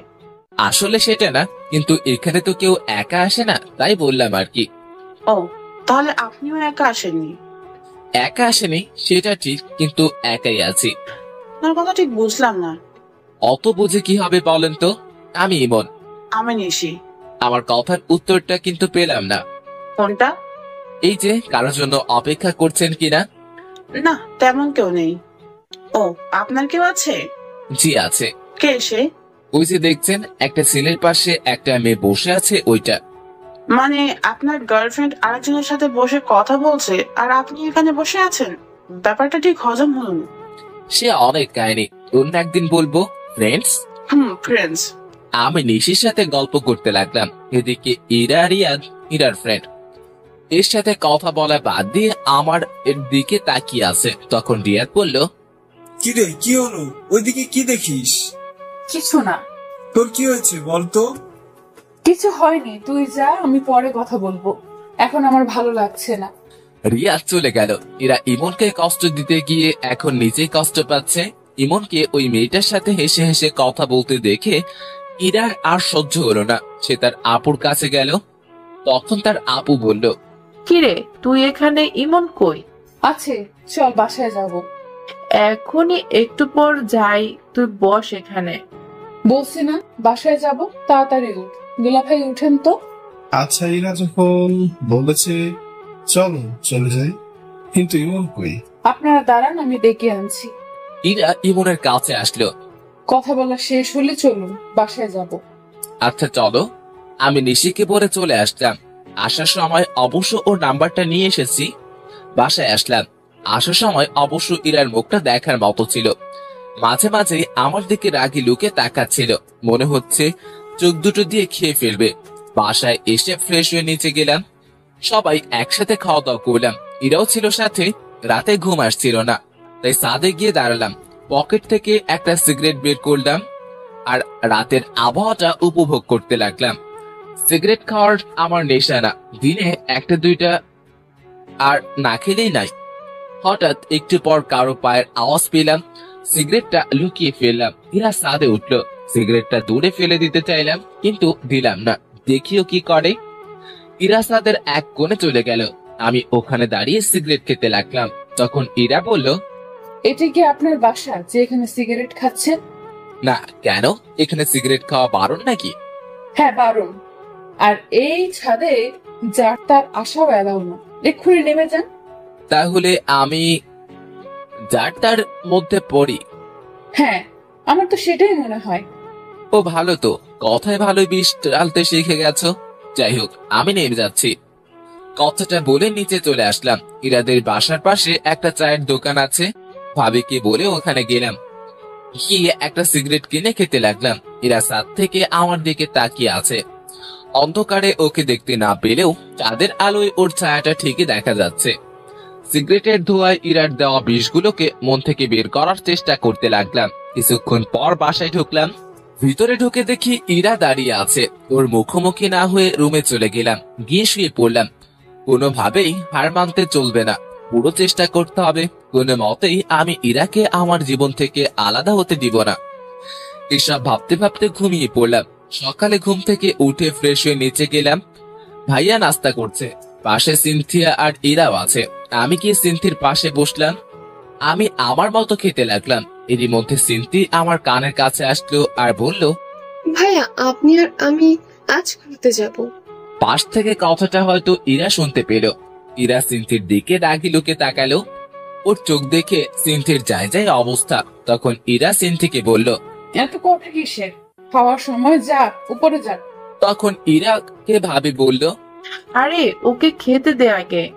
না, ওর খাওয়া লাগবে, তুই উপরে যা। সিনথি ভয় পেয়ে উপরে পালালো। ইরা আমার দিকে একবার তাকিয়ে উঠে গেল। ওর চোখ দিয়ে মনে হয় আগুন ঝরছে। সারাদিন ইরার সাথে কোনো কথাই হয়নি। বিকেলে বাজারে যাওয়ার জন্য বের হলাম। তখনই সিনথি আসলো আর বলল, ভাইয়া কই যান? একটু মার্কেটে যাব। ও, আমিও যাব, চলুন, আমার কিছু কেনাকাটা আছে। আমি আর সিনথি বেরিয়ে পড়লাম। মার্কেটে গিয়ে সিনথি কেনাকাটা করতে লাগলো। তখনই একটা শপে একজোড়া পায়েল দেখে খুব পছন্দ হলো। আমি পায়েলগুলো ইরার জন্য কিনে নিলাম। ইরার পায়েল অনেক পছন্দ। আমরা মার্কেট থেকে বেরিয়ে আসবো।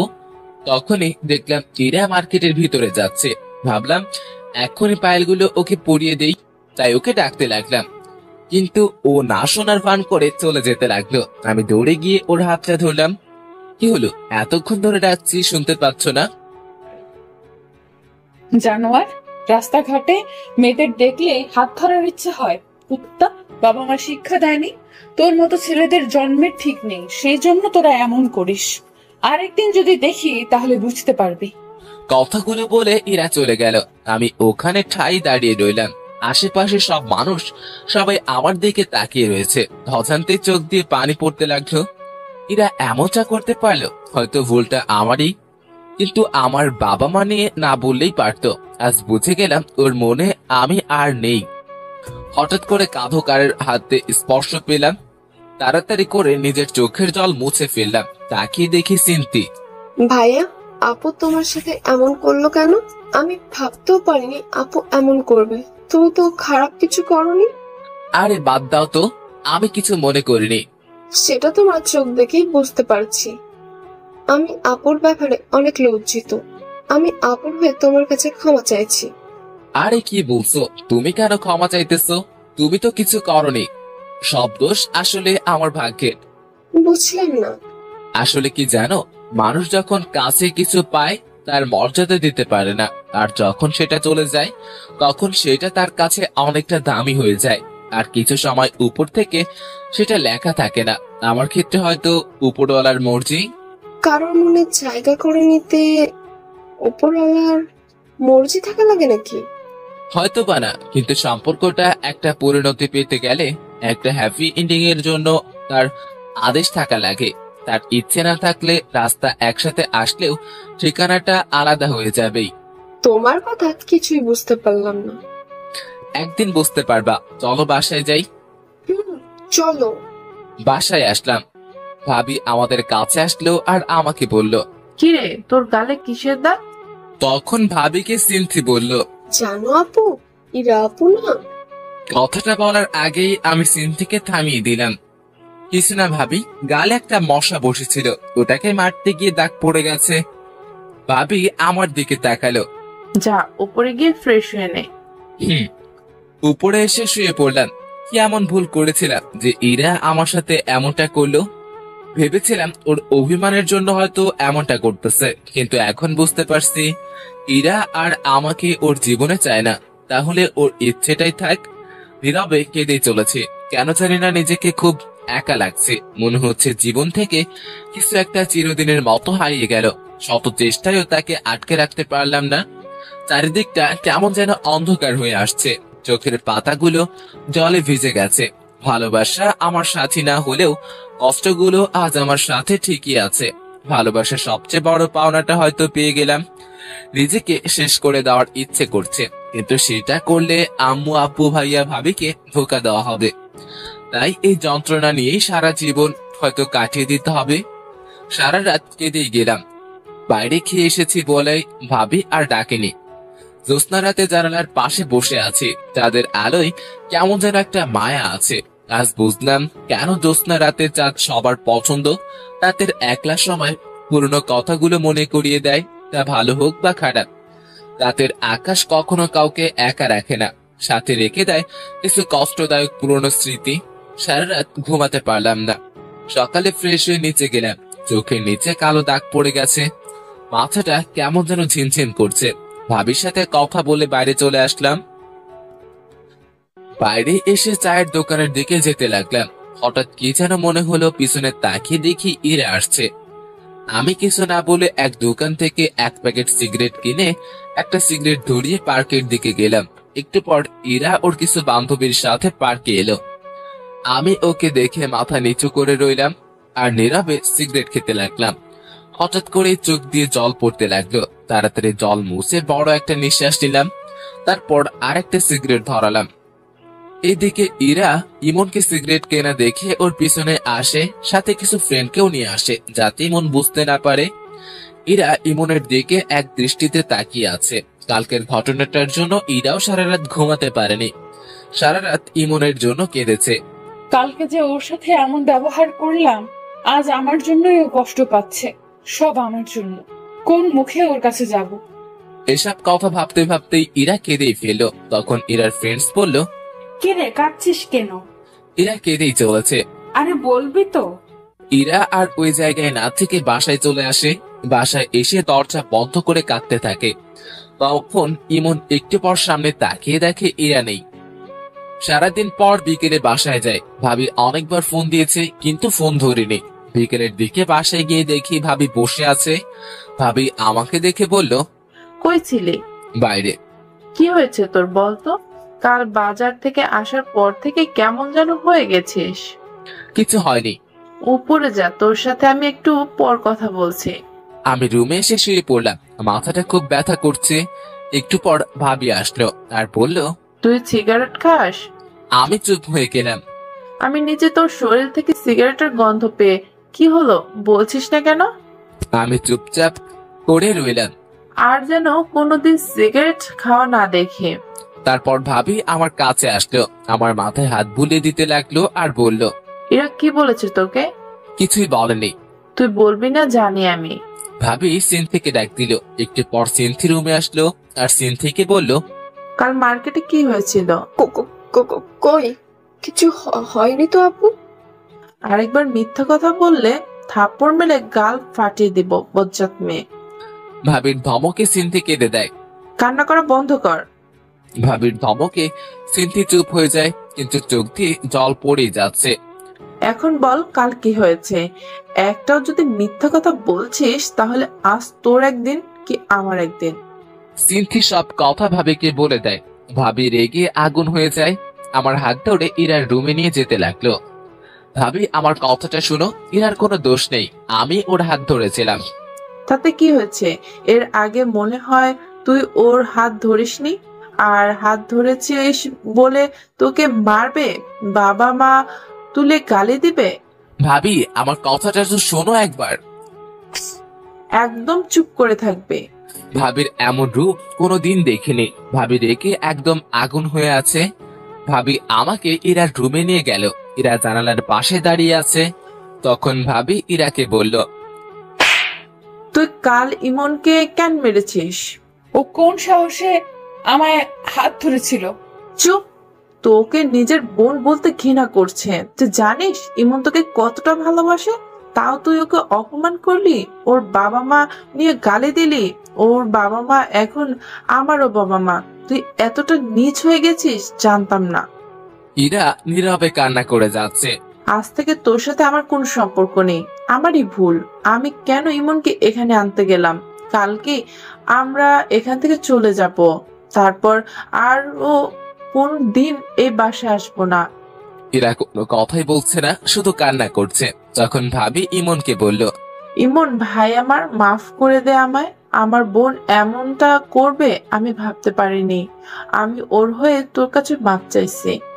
কি করছো ভাবি? তুমি আমার বড়, তোমার মাফ চাওয়া মানায় না।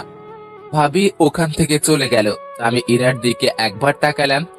ইরা আমার দিকে তাকিয়ে আছে, চোখ দিয়ে জল পড়ছে, যেন কিছু বলতে চাইতেছে। ওর মুখটা খুব মায়াবী লাগছে, কিন্তু এই মায়ায় আর জড়িয়ে লাভ নেই। আমার রুমে চলে আসলাম। একটু পর ভাবি এসে আমার কাপড় গুছিয়ে দিতে লাগলো। ভাবি, ও তো তোমার নিজের বোন, তুমি কি ওর সাথে কথা না বলে থাকতে পারবা? এরকম বোনের দরকার নেই যে মানুষকে মানুষ মনে করে না। কিন্তু ভাবি। চুপ, একটাও কথা বলবি না। সব কাপড় গুছিয়ে দিয়েছি, কাল সকালে তাড়াতাড়ি বের হতে হবে। ঘুমিয়ে পড়। কথাটা বলেই ভাবি বেরিয়ে গেল। রাতে ঘুম আসছে না। জানালার কাছে গিয়ে দাঁড়িয়ে রইলাম। বাইরে হালকা বাতাস বইছে, পরিবেশটা মনোরম মনে হচ্ছে। হঠাৎ করেই ইরার জন্য কেনা পায়েল দুটোর কথা মনে পড়লো। ব্যাগ থেকে পায়েল দুটো বের করে নাড়াচাড়া করতে লাগলাম। ইরার জন্য বসে বসে একটা চিঠি লিখলাম। পায়েল আর চিঠিটা নিয়ে রুমে গেলাম। দরজা খোলা আছে। ভিতরে গিয়ে দেখি ইরা ঘুমিয়ে আছে। ওর পায়ের কাছে গিয়ে পায়েল দুটো পরিয়ে দিলাম। চিঠিটা পায়েলের সাথে আটকে দিলাম। কিছুক্ষণ পর খাটের পাশে বসে ওকে দেখতে লাগলাম। ওকে দেখে মন ভরছে না। অনেকক্ষণ বসে থাকার পর কপালে একটা মায়া রেখে দিয়ে নিজের রুমে চলে আসলাম। সারা রাত ওর সাথে কাটানো কথাগুলো ভাবতে লাগলাম। কিভাবে যে রাত পেরিয়ে গেল বুঝতেই পারলাম না। সকালে এসে ভাবি ডাকলো। ঘুমের ভান করেছিলাম। ভাবি ডাক দেওয়ার একটু পর উঠে ফ্রেশ হয়ে ব্যাগ নিয়ে নিচে গেলাম। যাওয়ার আগে ইরার রুমে গেলাম। ইরা এখনো ঘুমিয়ে আছে। ইরার পাশে গিয়ে বসলাম। মন ভরে ওকে দেখতে লাগলাম, তবে চুলগুলোর জন্য মুখটা ভালো করে দেখতে পারছিলাম না।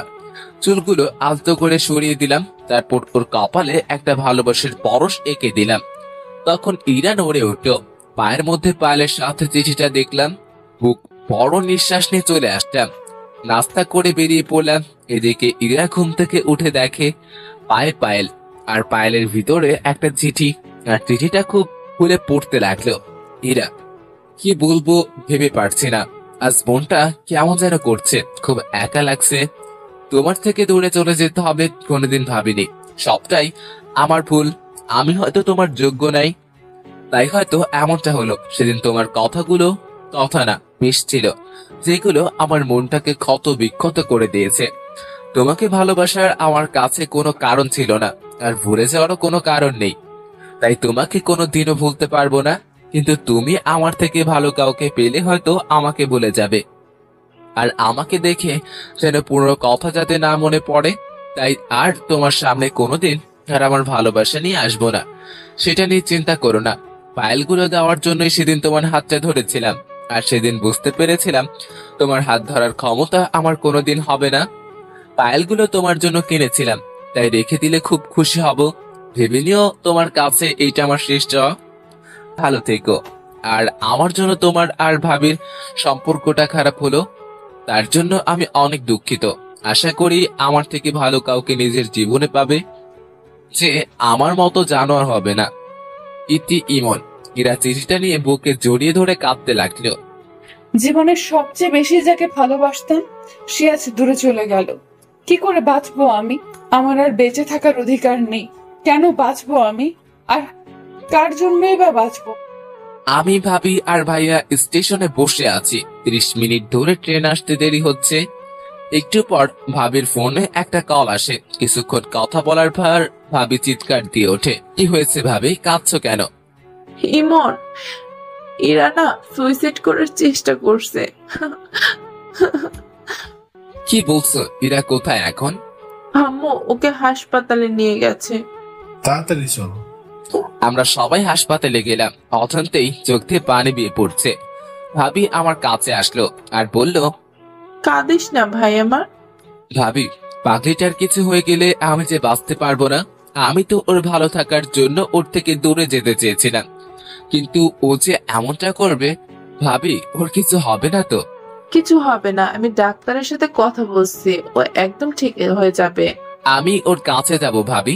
একটু পর ডাক্তার চেক আপ করছে, তুই চুপটি করে বস, আমি আসতেছি।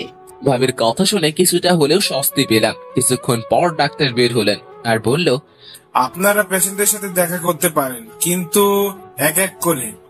সবাই দেখা করতে গেল। ভাবি আমাকে আগে যেতে বলল, কিন্তু আমি সবার পরে গেলাম।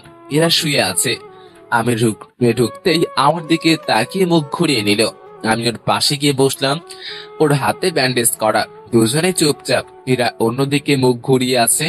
আমি ওর হাতের উপরে হাত রাখলাম। এরা চুপচাপ। দুজনের মুখে কোনো কথা নাই। কি বলবো ভেবেই পাচ্ছি না। না, ওকে একটু রাগিয়ে দেই। আমি কি চলে যাব? আসতে কে বলেছে? কেউ বলেনি। নির্লজ্জের মতো চলে আসছি। এখন ফিরে যাই। যা, চলে যা, লাগবে না তোকে।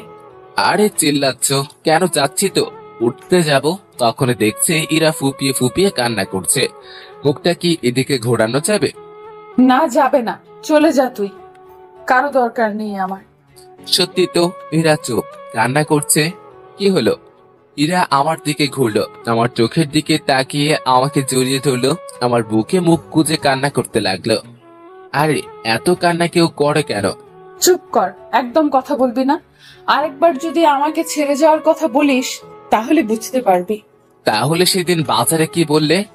আসলে সেদিন তোমাকে সিনথির সাথে দেখে মাথা খারাপ হয়ে গেছিল, তাই আবল তাবল বলে ফেলেছি। আমাকে মাফ করে দিও প্লিজ। তুমি যদি মাফ না করো তাহলে আমি আবার কিছু করে ফেলবো। আরে পাগলি, আমি কি তোমার উপর রাগ করে থাকতে পারি? অবশ্য আবার হাত কাটলে ভালোই হবে। কেন? তাতে তোমার ওজনটা যদি একটু কমে। যে মোটু তুমি।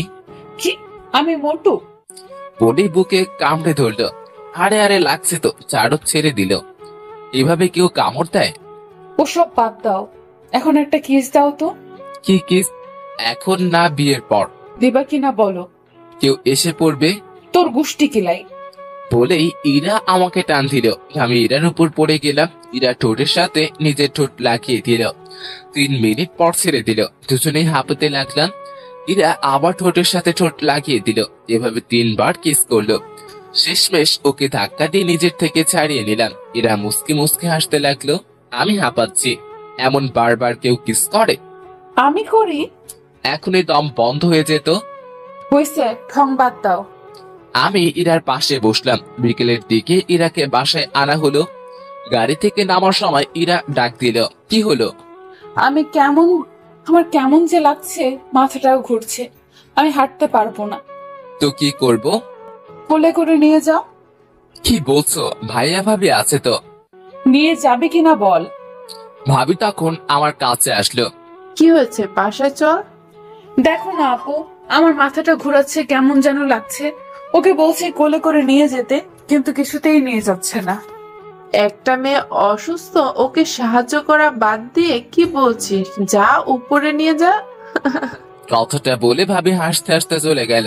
আমি ইরাকে কোলে তুলে নিলাম। ইরা আমার গলা জড়িয়ে ধরলো। ইরাকে ওর বেডে শুইয়ে দিলাম। তখন ইরা বলল, আমার পাশে শুয়ে পড়ো। না না, সবাই কি ভাববে? বলছি না শুয়ে পড়ো। ইরা জোর করে ওর পাশে শোয়ালো। আমার বুকে মাথা গুঁজে চুপ করে রইলো। কিছুক্ষণ পর, ইমন, হুম। একটা কিস করি। না, করে না। এখন না, এখন ঘুমাও। তাহলে মাথায় হাত বুলিয়ে দাও। ঘুমাও। আমি ইরার মাথায় হাত বুলিয়ে দিতে লাগলাম। কিছুক্ষণ পর ইরা ঘুমিয়ে পড়লো। রাতে ইরাকে খাইয়ে দিলাম। রাতেও ইরা ওর পাশে জোর করে শোয়ালো। ভাবিকে বললাম। ভাবি বলল, এরা অসুস্থ, ওকে একা রাখা ঠিক হবে না। ভাইয়াও ভাবির সাথে নিল। মাঝরাতে, ইমন শুনছো? কি হলো? ছাদে যাবো, চলো। রাত 1টা বাজে, এখন সাদে গিয়ে কি করবা? চাঁদ দেখবো, চলো না। কাল গেলে হয় না? না হয় না, চলো এক্ষুনি। চলো। আরে আরে, আমি হাঁটতে পারবো না, কোলে নিয়ে যাও। ইরাকে কোলে করে সাথে নিয়ে গেলাম। দুজনে দোলনায় বসলাম। ইরা আমার কাঁধে মাথা রাখলো। মুহূর্তটা চাওয়ার কিছু ছিল না। মনে হয় সময়টা এখানে থেমে যাক, আমাদের এই মুহূর্তে। ইমন, আবার কি হলো? আর ছেড়ে যাবে না তো? যতদিন পর্যন্ত উপরে যে আছে তার ডাক না পড়ছে, ততদিন পর্যন্ত আমি তোমার পাশেই আছি। একটা কথা বলবো। বলো। একটা কিস দিবা? আবার? দিবা না? যাও, তোমার সাথে কথা নাই। আরে আমি কি বলছি দিব না? তাহলে দাও। ইরার কপালে একটা মায়া এঁকে দিলাম। এরকম করে কেউ কিস দেয়? তাহলে কেমন করে দেয়? দাঁড়াও, দেখাচ্ছি। এরা আমার কাছে আসলো। ইরার নিঃশ্বাসের শব্দ স্পষ্ট শুনতে পাচ্ছিলাম। ইরার ঠোঁট আমার ঠোঁটের কাছাকাছি। কেমন যেন একটা অদ্ভুত অনুভূতি কাজ করতে লাগলো। ইরার ঠোঁট দুটো আমাকে টানছে মনে হচ্ছে। ইরার ঠোঁটের সাথে ঠোঁট লাগিয়ে দিলাম। ইরা আমাকে জড়িয়ে ধরলো। কিছুক্ষণ পর ছেড়ে দিলাম। ইরা আমাকে আমার কোলে মাথা রাখলো। দুজনেই চন্দ্রবিলাস করতে লাগলাম। ভালোবাসায় প্রত্যেকটা মুহূর্ত একটা অদৃশ্য সম্পদ। ভালোবাসায় হারানো কিছু নেই। সবসময় প্রকৃত ভালোবাসা হয় না। কিছু সময় মানুষ মোহের শিকার হয়, আর সেটাকে ভালোবাসা ভেবে বসে। প্রকৃত ভালোবাসায় শেষে গিয়ে শুধু থেকে যাবে দুটি মন, আর জীবনের শেষ মুহূর্ত পর্যন্ত তাদের ভালোবাসা। সবাই ভালো থাকুন।